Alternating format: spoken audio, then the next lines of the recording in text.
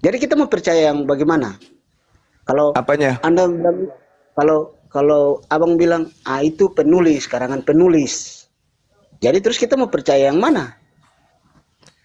Bang, di dalam kitab yang abang imani, Yohanes 1 nomor 15 ya. Apa yang diterangkan di sana? Di situ Yohanes penuh dengan Roh Kudus dari sejak dalam rahim ibunya. Itu loh. Tapi Valid loh kalau itu, Yesus, valid loh. ya, tapi kalau Yesus, Bukan. Nanti di dalam Yesus itu nanti dia penuh Roh Kudus, nanti dia kedatangan Roh Kudus setelah kemudian dia berada di pulau di Sungai Yordan. Itu loh. Itu enggak main-main itu. Sedangkan Yohanes penuh Roh Kudus dari sejak dalam rahim ibunya. kalau saya Lukas itu, 1, sorry, Lukas 1 nomor 15. Gitu ya. Sebab dia Yohanes akan besar di hadapan Tuhan dan Yohanes tidak akan minum anggur atau minuman keras dan Yohanes akan penuh dengan Roh Kudus mulai dari rahim ibunya. Hebat Yohanes itu. Nah, sedangkan Yesus nanti di pulau, nanti di Sungai Yordan baru ada Roh Kudus datang kepadanya.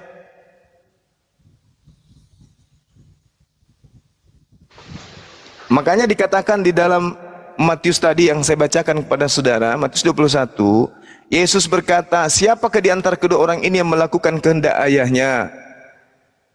Mereka menjawab yang terakhir, kata Yesus kepada mereka, aku berkata kepadamu, sesungguhnya pemungut-pemungut cukai, rentenir, dan perempuan-perempuan sundal atau plecer akan mendahului kamu ke dalam kerajaan Tuhan alias surga. Kenapa demikian? Sebab Yohanes datang untuk menunjukkan jalan kebenaran dan mereka percaya. Nah, jadi percaya kepada Yohanes sebagai jalan kebenaran, mereka mendapatkan hidup. ya siapa yang percaya pada saat itu? Pelacur-pelacur dan pemungut cukai lebih dulu masuk surga karena mereka percaya kepada Yohanes. Nah, kalau memang orang percaya, gugur Yesus di atas tiang salib. ya. Gimana ini pengakuan Yesus, Bang? Ya, sekarang begini, Anda mau membantah? kalau Bang Suma mengatakan bahwa yang salib itu bukan ini, itu terserah Bang Suma. Tapi yang kita percaya dan kita baca di data tersebut, itu dikatakan Yesus disalibkan dan bangkit. Ya, Terus, itu tidak ada dikatakan bahwa yang disalib itu terkutuk itu Yesus. Yang terkutuk itu Yudas, Bang, bukan Yesus. Bang, begini, Abang jangan katakan yang tersalibkan itu, yang terkutuk itu Yesus. Tidak tulis yang terkutuk itu Yesus, bukan seperti itu maksud Ada saya. tertulisnya Galatia 3 nomor 13, Yesus terkutuk di situ. Iya, memang betul. Nah, itu Anda mengatakan lagi memang. Tadi mengatakan tidak, sekarang mengatakan iya. Tetapi terkutuk itu pada saat menutupi, dia itu menutupi apa? manusia. Lama, berarti dia yang ke neraka dong. Dia itu kan Tuhan. Mati meja, balas ya neraka. Bagaimana Anda mengatakan dia Tuhan? Sedangkan Anda harus mawas diri. Matius 7 nomor 15. Tanda-tanda pengajaran nabi palsu, memanggil Yesus Tuhan, menganggap Yesus Tuhan. Berarti Anda pengikut nabi palsu dong.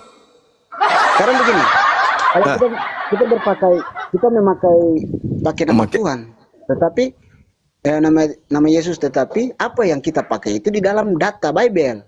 Justru Bible yang mengatakan tanda-tanda buah dari pengajaran nabi palsu adalah memanggil aku Tuhan.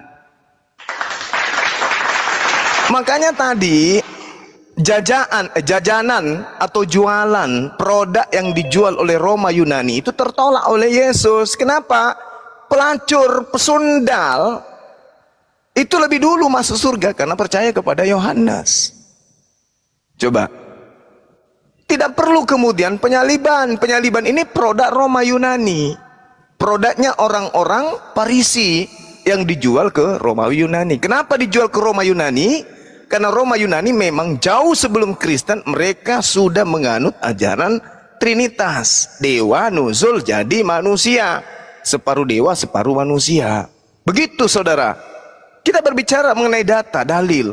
Makanya kalau kita lihat simpulnya nih, simpulnya yang kita lihat. Endingnya maksud saya.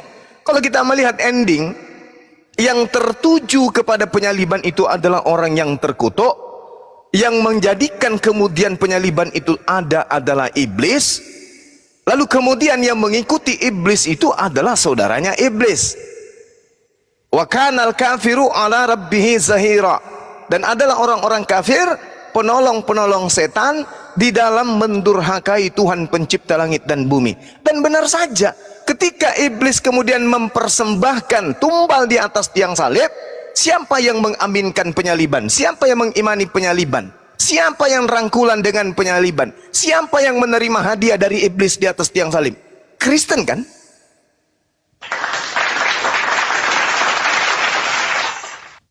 Ayo.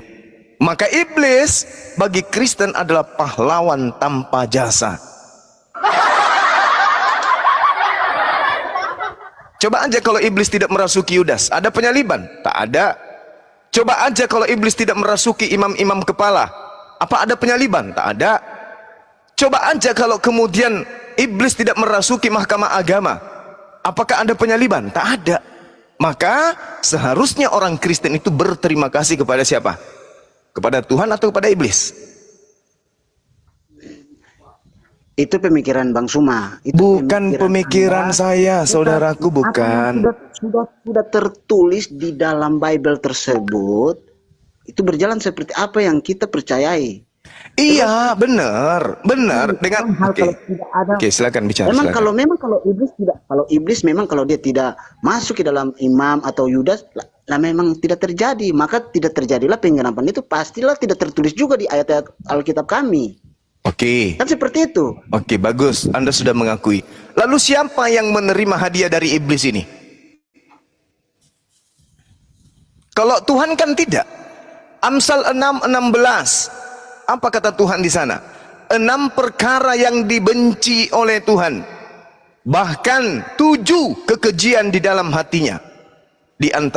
Di antaranya menumpahkan darah orang yang tidak bersalah.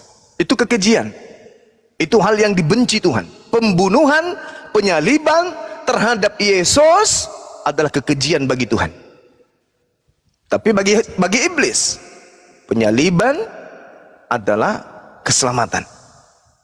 Tanpa penyaliban tak ada keselamatan. Tapi Tuhan mengatakan jangan kau salibkan, jangan kau bunuh orang yang tidak bersalah. Keluaran 23 nomor 7. Jangan kau bunuh orang yang kukasihi. Matius 37 nomor 28. Jangan kau bunuh orang yang kukasihi. Sementara dalam kitab saudara, inilah anakku yang kukasihi, kepadanya aku berkenan. Jangan kau membunuh orang yang kukasihi. Iblis datang, bunuh, karena dia adalah Tuhanmu yang datang menebus dosa-dosamu. Coba bayangkan propaganda iblis. Anda sekarang rangkulan dengan siapa? Tuhan atau iblis? Endingnya kemudian Yesus memberikan hadiah. Waspadalah kepada nabi palsu. Dari buahnya kau bisa mengenal dia. Apa tanda-tanda buahnya? Memanggil aku Tuhan, bermujizat pakai namaku, bernubuat pakai namaku, mengusir setan pakai namaku, dan pada hari terakhir aku akan mengusir mereka dengan berkata, enyahlah daripadaku kamu semua Kristen pembuat kejahatan. Innalladzina kafaru min ahlil kitabi wal musyrikina fi nari jahannam. Matius 13 nomor 50. Orang-orang kafir pembuat kejahatan akan dilemparkan ke dalam api neraka kekal. Mumpung masih ada kesempatan nih, masih ada oksigen, masih ada udara, masih bisa menghitung hari. Apakah Anda ingin diusir Yesus? Itu pilihannya. Atau Anda ingin disayangi, dicintai oleh Yesus? Kata Yesus dalam Yohanes 14 nomor 24, barang siapa yang percaya kepadaku, barang siapa yang mengasihi aku, dia akan melakukan pekerjaan yang aku lakukan.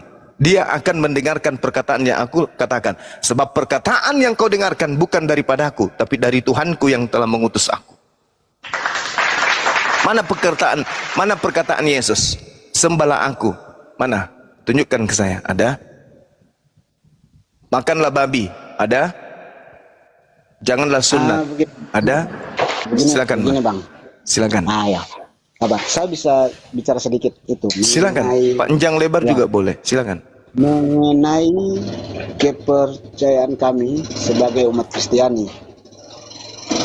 Dalam arti kita itu mempercayai apa yang dikatakan oleh Masya Allah, syukran. Tritunggal, ya, Tritunggal. Dalam arti Bapa Sang Sumber, Firman dan Roh. Nah, sedangkan Firman itu yang diturunkan, diutus itu menjadi daging, bro, menjadi Yesus, dan disalibkan dari kematian dan dibangkitkan, ya kan? Itu kepercayaan kami. Terus pada saat dia naik ke surga, ini yang saya berbicara mengenai ayat yang Anda bilang Tuhan, karena ada juga yang tertulis di, kalau tidak salah, di Kolose 1, dia dari Allah sendiri, dari Allah sendiri. Sebentar, Kolose berapa, Bang? Kolose 1 ayat 15. Oke. Keutamaan Kristus, ia adalah gambar Allah yang tidak kelihatan, yang sulung lebih utama dari segala yang diciptakan. Karena di dalam dialah telah diciptakan segala sesuatu yang ada di surga dan yang ada di bumi, yang kelihatan dan yang tidak kelihatan, baik singgasana maupun kerajaan, baik pemerintah maupun penguasa. Segala sesuatu diciptakan oleh Dia dan untuk Dia. Nah, itu ayat-ayat tersebut juga berbicara sebagai Dia juga itu dari Allah sendiri. Begitu, Bang. Oke. Anda sadari tidak bahwa surat Kolose itu bukan untuk Anda? Sekarang begini, Bang. Anda sadar enggak? Tunggu dulu. Anda sadar enggak bahwa Paulus ini menulis surat bukan untuk Anda? Paulus menulis surat Kolose ini untuk orang-orang yang ada di Kolose. Dari Paulus Rasul Kristus Yesus oleh kehendak Theos dan Timotius saudara kita, kepada saudara-saudara yang suci yang percaya dalam Yesus di Kolose, kasih karunia dan damai sejahtera dari Theos Tuhan kita menyertai kamu. Ini bukan untuk orang Indonesia ini, Bung. Ini untuk orang-orang suci, katanya Paulus. Di mana? Di Kolose. Abang tahu Kolose di mana?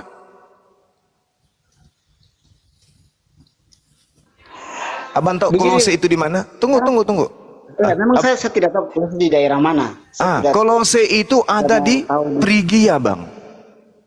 Dia di utara Laodikia. Artinya jauh dari kita. Itu jauh. Ini daerah yang ada di Sungai Efrat, Efesus. Jadi, kenapa saudara merasa Kolose itu adalah surat Nabi Saulus kepada jemaatnya sendiri yang ada di Kolose sana? Kolose itu di mana? Di Efesus, dekat dari Sungai Efrat atau Laodikia. Bukan di Indonesia. Anda, mohon maaf nih, Anda zalim. Karena suratnya Paulus bukan untuk Anda, tapi Anda yang beriman kepada surat itu. Namanya surat bukan firman Tuhan. Coba Anda teliti lagi deh. Kepada siapa? Saudara-saudaraku yang suci, yang kudus, yang percaya kepada Yesus. Di mana? Di Kolose.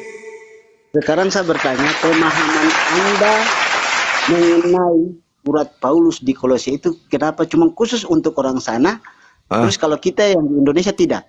Itu maksudnya kenapa? Penjelasan Pertama begini, Bung. Anda harus pahami bahwasanya ketika ada perintah mengajarkan, beritakanlah Injil kepada seluruh makhluk. Kenapa ada perintah Injil untuk diberitakan kepada seluruh dunia? Apa sebabnya? Kenapa Yesus memerintahkan itu? Anda harus tahu juga bahwasanya ketika ada perintah ke seluruh dunia untuk memberitakan Injil menurut takaran daripada Yesus, itu disebabkan Karena penyesatan juga sudah merambah kepada seluruh dunia. Maka harus Injil itu juga diberitakan kepada seluruh dunia untuk menghalangi ajaran iblis yang merebak kepada seluruh dunia. Ini yang perlu dipahamkan supaya Anda paham dengan baik. Di dalam kitab saudara, sabar.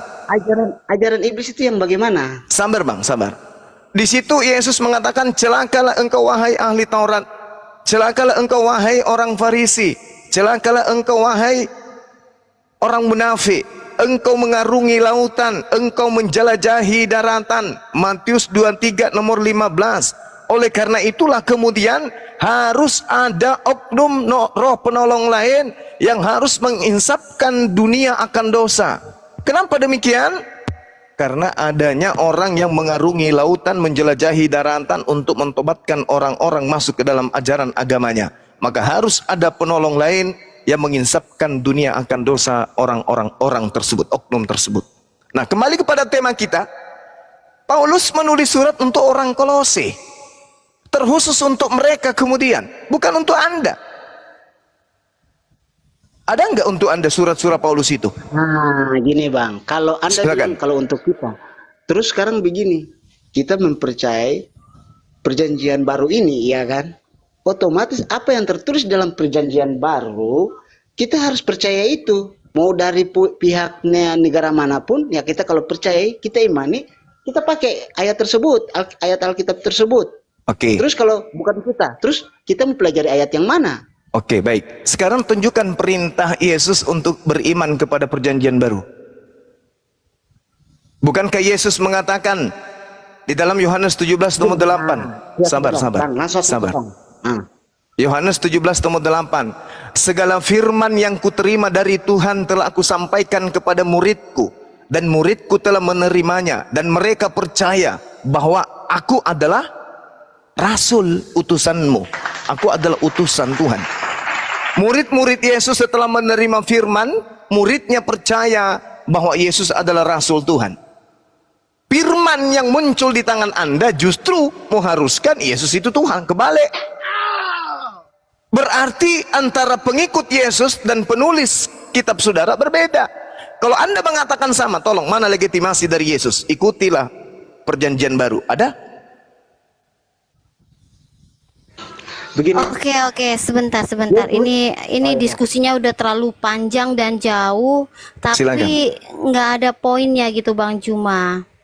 Ya kan, Bang Juma mengutip-ngutip ayat, mengkorupsi ayat-ayat Bible. Jadi ya terus terang, kalau Bang Juma mencomot-comot begitu, kita tidak bisa membantah. Karena apa? Kita mau menjelaskannya susah, karena Bang Juma lari ke sana, lari kemari. Tetapi pada inti sarinya, pengajaran kami yaitu apa? Kita ini diselamatkan oleh karena apa? Oleh karena iman. Iman kepada siapa? Iman kepada Yesus Kristus.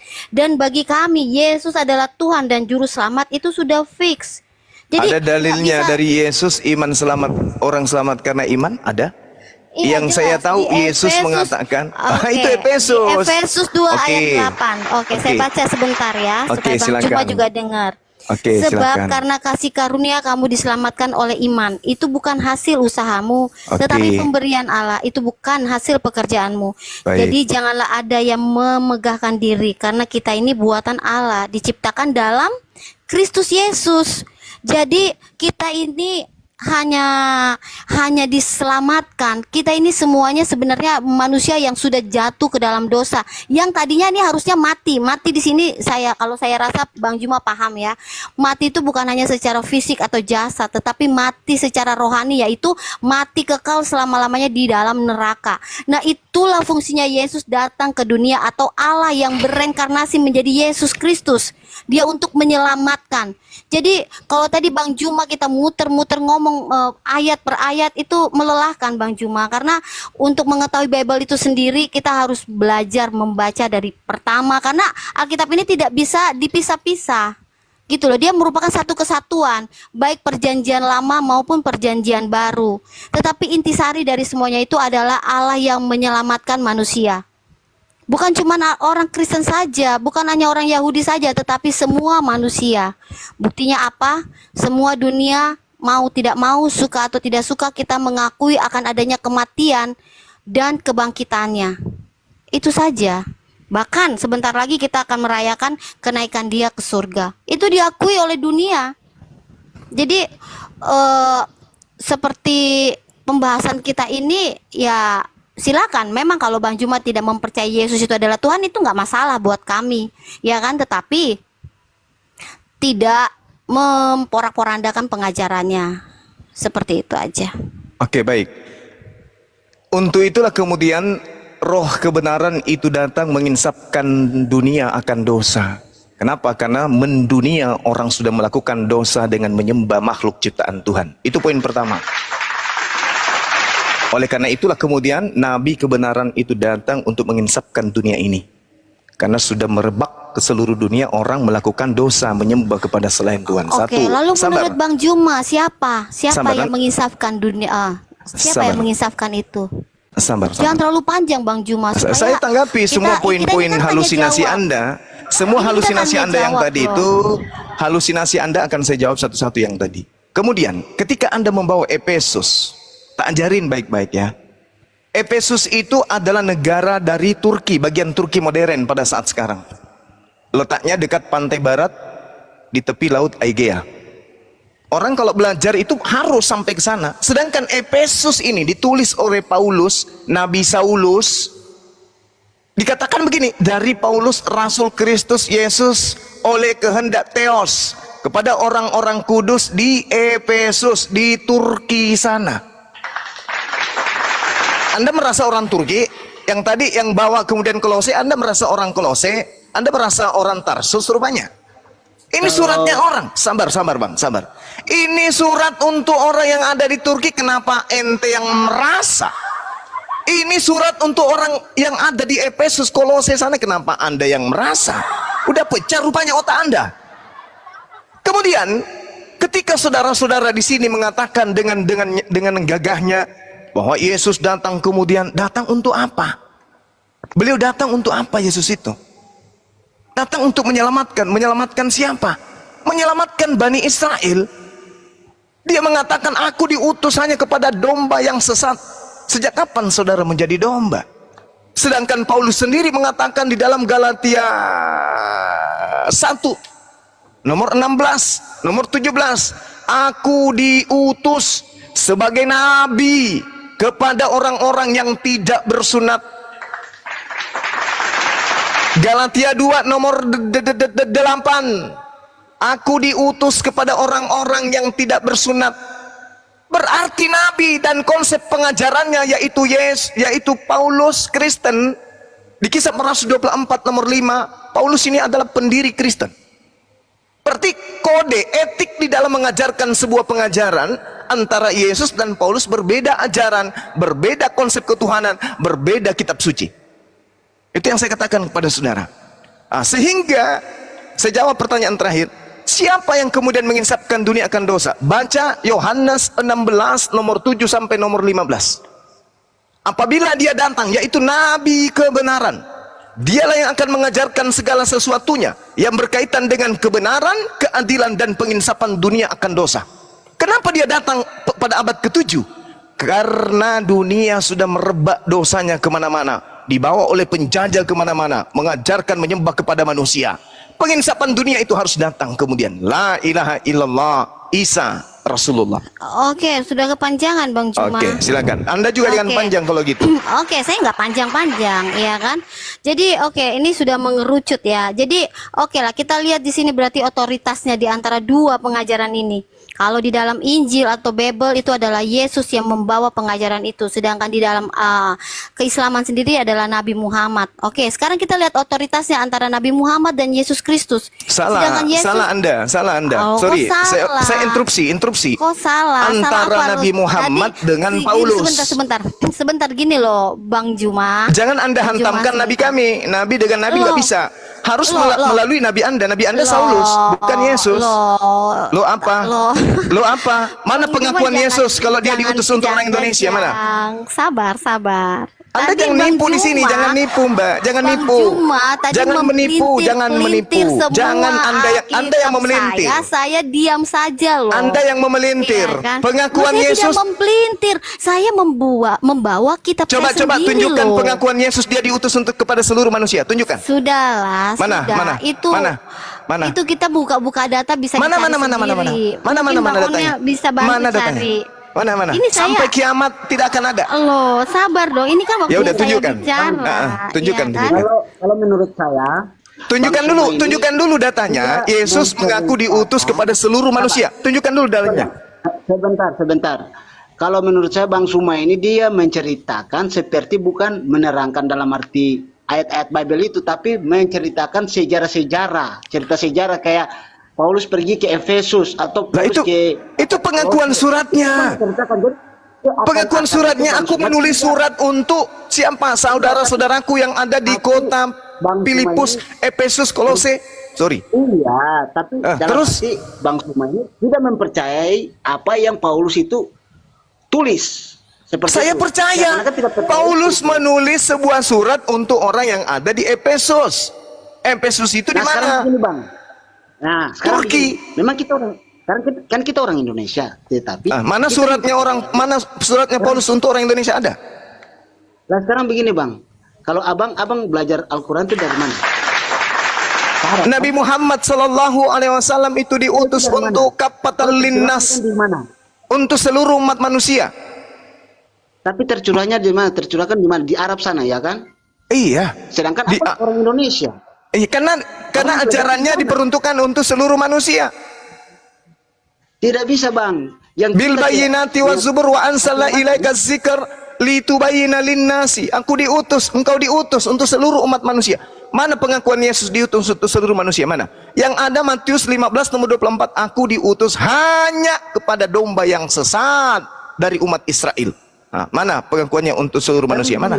Sekarang begini, kelahiran Yesus apa yang malaikat bilang buat Bunda Maria itu seperti apa? Melahirkan juru selamat. Otomatis kita percaya itu. Kita mempercayai juru selamat untuk siapa? Untuk Bani Israel. Kisah Para Rasul 13 nomor 23. Hai orang-orang Israel, Tuhan Theos mengutus seorang juru selamat bagi Bani Israel, yaitu ngomong Israel. Kalau Bang Cuma ngomong cuma Israel, sekarang begini. Allah itu kita percaya Allah siapa? Allah yang di mana? Apa? Anda ngomong apa? Bantah data saya dengan data.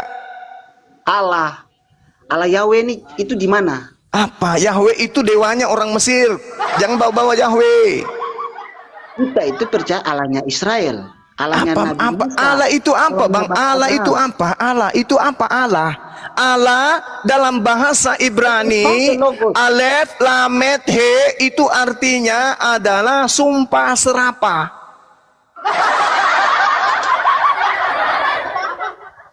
Apa yang Anda ingin jual di sini? Bahasa Yunani Allah itu artinya apa?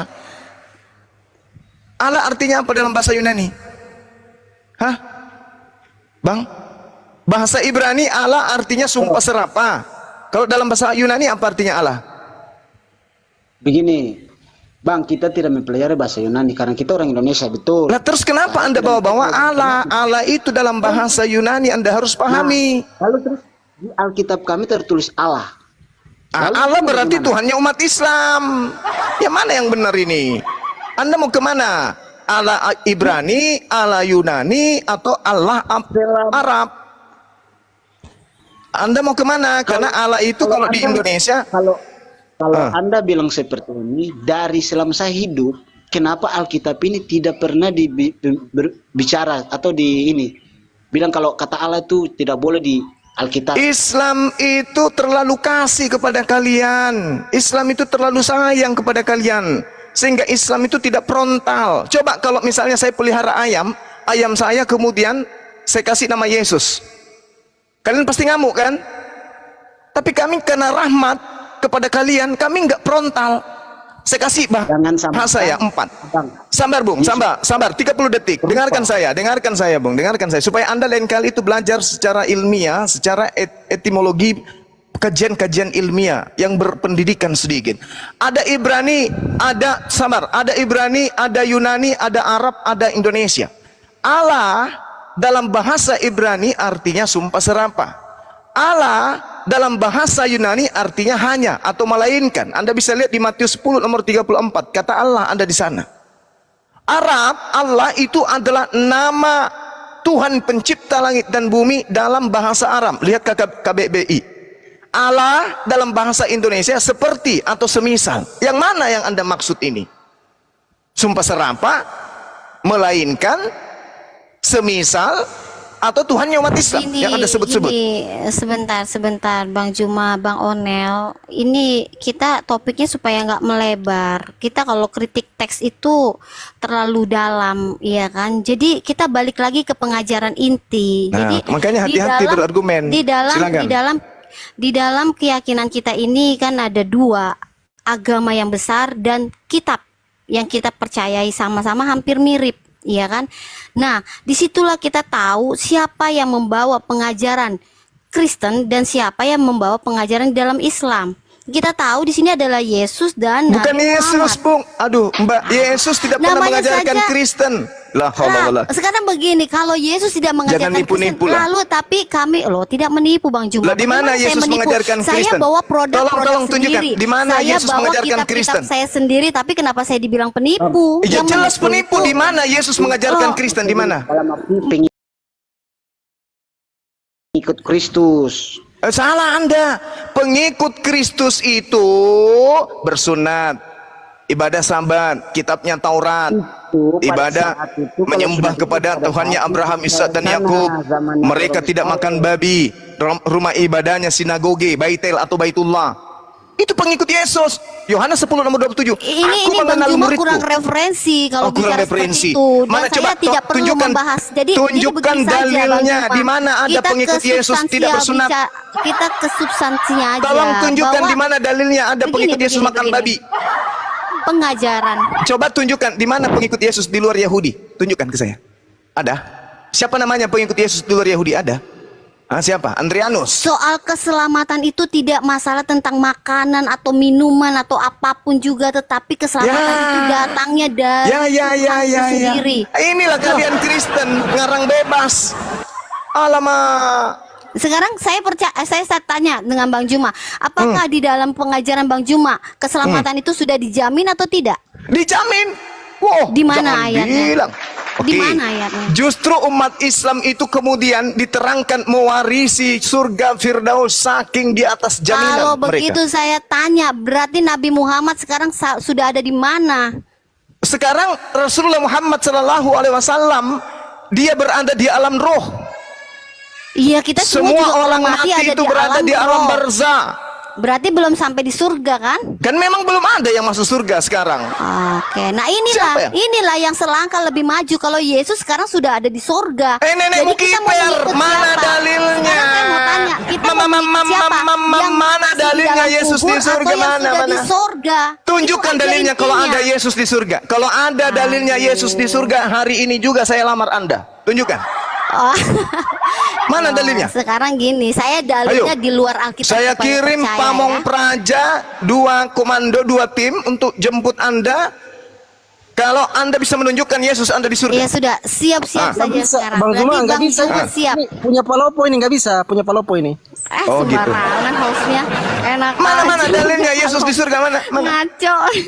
Mana? Yesusnya itu disebutkan dalam kitab Anda. Oke. Sekarang gini aja, Bang Juma siap-siap jemput saya. Bukan di surga. Sekarang begini saja, Bang Juma sekarang siap-siap jemput saya, ya. Panggil hulu balangnya Bang Juma, ya. Tapi dibawa ke rumah sakit jiwa dulu, diberesin dulu otaknya kan. Saya akan menyatakan bahwa Yesus sudah ada di surga. Mana dalilnya? Supaya Bang Juma yakin. Kalau saya dalilnya mana? Sebentar dong, sabar. Kalau saya mengambil dari Bible, pasti Bang Juma akan ambil dari Bible. Mau dari perjanjian lama, perjanjian, ambil dari Bible. Kita taruhan sekarang. Ayo. Oke ya, jangan dibantah nih ya. Jangan dibantah ya. Ini data saya ya. Oke.